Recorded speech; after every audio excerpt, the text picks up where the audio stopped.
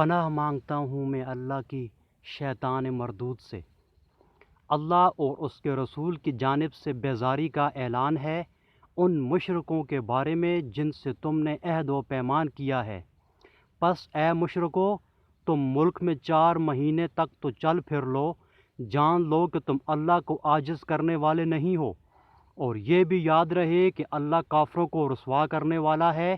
اللہ اور اس کے رسول کی طرف سے لوگوں کو بڑے حج کے دن صاف اطلاع ہے کہ اللہ مشرکوں سے بیزار ہے اور اس کا رسول بھی۔ اگر اب بھی تم توبہ کر لو تو تمہارے حق میں بہتر ہے، اور اگر تم روگردانی کرو تو جان لو کہ تم اللہ کو ہرا نہیں سکتے۔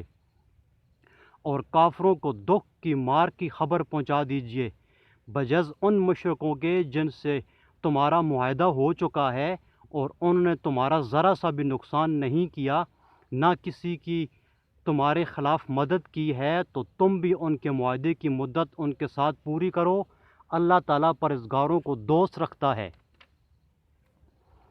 پھر حرمت والے مہینوں کے گزرتے ہی مشرکوں کو جہاں پاؤ قتل کرو، انہیں گرفتار کرو، ان کا محاصرہ کر لو اور ان کی طاق میں ہر گھاٹی میں جا بیٹھو۔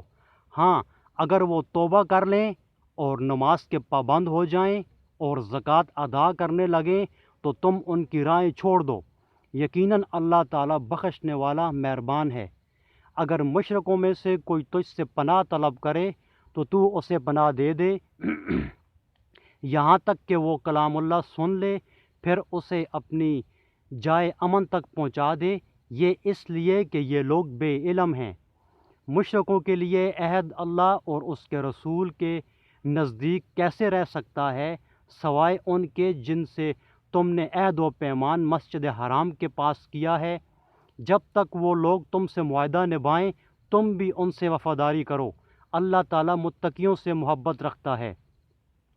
ان کے وعدوں کا کیا اعتبار، ان کا اگر تم پر غلبہ ہو جائے تو یہ قرابت داری کا خیال کریں، نہ عہد و پیمان کا۔ اپنی زبانوں سے تو تمہیں پرچار رہے ہیں، لیکن ان کے دل نہیں مانتے، ان میں سے اکثر تو فاسق ہیں۔ انہوں نے اللہ کی آیاتوں کو بہت کم قیمت پر بیچ دیا اور ان کی راہ سے روکا، بہت برا ہے جو یہ کر رہے ہیں۔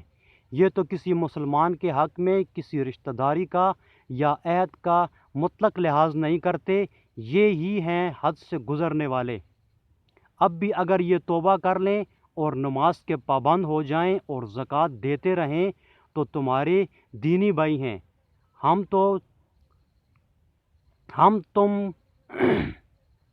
تو جاننے والوں کے لیے اپنی آیاتیں کھول کھول کر بیان کر رہے ہیں۔ اگر یہ لوگ عہد و پیمان کے بعد بھی اپنی قسموں کو توڑ دیں اور تمہارے دین میں طعنہ زنی کریں تو تم بھی ان کے سرداران کفر سے بھڑ جاؤ۔ ان کی قسمیں کوئی چیز نہیں، ممکن ہے کہ اس طرح وہ بھی باز آ جائیں۔ تم ان لوگوں کی سرکوبی کے لیے کیوں تیار نہیں ہوتے جنہوں نے اپنی قسموں کو توڑ دیا اور پیغمبر کو جلا وطن کرنے کی فکر میں ہیں، اور خود ہی اول بار انہوں نے تم سے چھیڑ کی ہے؟ کیا تم ان سے ڈرتے ہو؟ اللہ ہی زیادہ مستحق ہے کہ تم اس کا ڈر رکھو، بشرطیہ کہ تم ایمان والے ہو۔ ان سے تم جنگ کرو، اللہ تعالیٰ انہیں تمہارے ہاتھوں عذاب دے گا، انہیں ذلیل و رسوا کرے گا، تمہیں ان پر مدد دے گا اور مسلمانوں کے کلیجے ٹھنڈے کرے گا اور ان کے دل کا غم و غصہ دور کرے گا، اور وہ جس کی طرف چاہتا ہے رحمت سے توجہ فرماتا ہے۔ اللہ جانتا بوجھتا حکمت والا ہے۔ کیا تم یہ سمجھے بیٹھے ہو کہ تم چھوڑ دیے جاؤ گے، حالانکہ اب تک اللہ نے تم میں سے انہیں ممتاز نہیں کیا جو مجاہد ہیں اور جنہوں نے اللہ کے اور اس کے رسول کے اور مومنوں کے سوا کسی کو ولی دوست نہیں بنایا۔ اللہ خوب خبردار ہے جو تم کر رہے ہو۔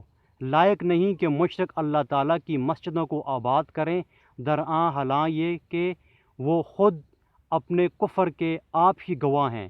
ان کے اعمال غارت و عقارت ہیں اور وہ دائمی طور پر جہنمی ہیں۔ اللہ کی مسجدوں کی رونق و آبادی تو ان کے حصے میں ہے جو اللہ پر اور قیامت کے دن پر ایمان رکھتے ہوں، نمازوں کے پابند ہوں، زکوٰۃ دیتے ہوں، اللہ کے سوا کسی سے نہ ڈرتے ہوں، توقع ہے کہ یہی لوگ یقیناً ہدایت یافتہ ہیں۔ کیا تم نے حاجیوں کو پانی پلا دینا اور مسجد حرام کی خدمت کرنا اس کے برابر کر دیا ہے جو اللہ پر اور آخرت کے دن پر ایمان لائے اور اللہ کی راہ میں جہاد کیا؟ یہ اللہ کے نزدیک برابر نہیں ہیں، اور اللہ تعالیٰ ظالموں کو ہدایت نہیں دیتا۔